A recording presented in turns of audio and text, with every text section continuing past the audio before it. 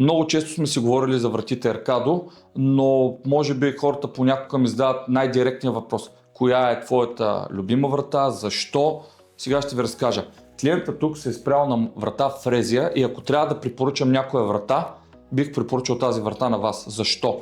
Модела Фрезия, както знаете, има много подмодели.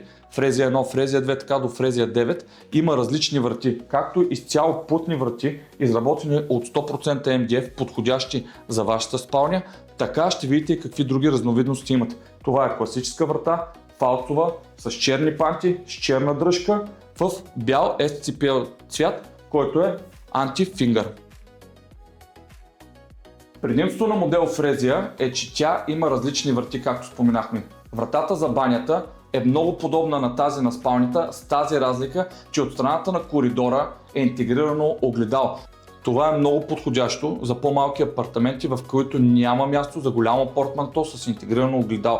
Тук вратата играе ролята и на портманто, в която всеки един човек преди да тръгне може да се огледа дали е прилежно облечен и да излезе. Влизаме и в най-използваемата стая, а именно всекидневната. Тук модела отново е Фрезия, само че е с голямо стъкло, при което може да влиза максимално светлина и в другите помещения.